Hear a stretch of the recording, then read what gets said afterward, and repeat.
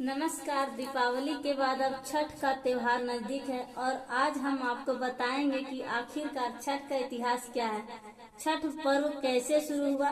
इसके पीछे कई ऐतिहासिक कहानी प्रचलित है। पुराण में छठ पूजा की कहानी राजा प्रियव्रत को लेकर है। कहते हैं राजा प्रियव्रत को कोई संतान नहीं था।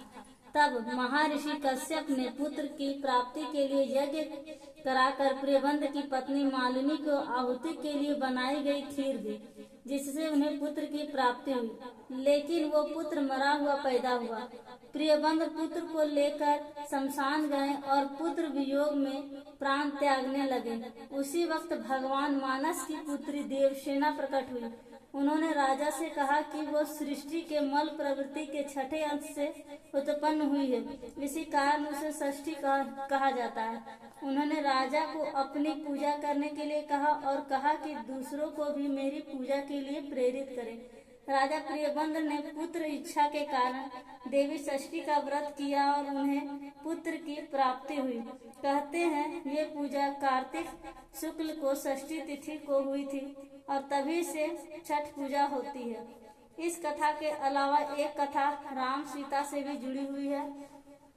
पौराणिक कथाओं के मुताबिक जब राम और सीता 14 वर्ष के वनवास के बाद जब अयोध्या लौटे थे, तो रावण वध के पाप से मुक्त होने के लिए उन्होंने ऋषि मुनियों के आदेश पर राज सूर्य यज्ञ कराने का फैसला लिया था। पूजा के लिए उन्होंने मुग्धव ऋषि को आमंत्रित किया।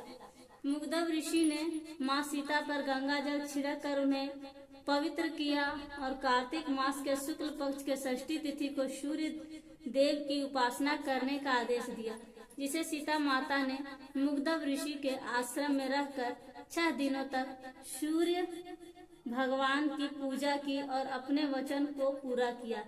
एक मान्यता के अनुसार छठ पर्व की शुरुआत महाभारत काल में हुई थी। इसकी शुरुआत सबसे पहले सूर्य पुत्र कर्ण ने सूर्य की पूजा करके की थी।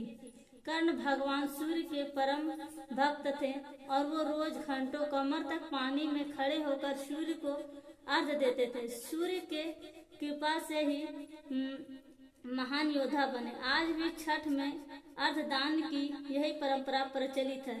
छठ पर्व के बारे में एक कथा और भी है।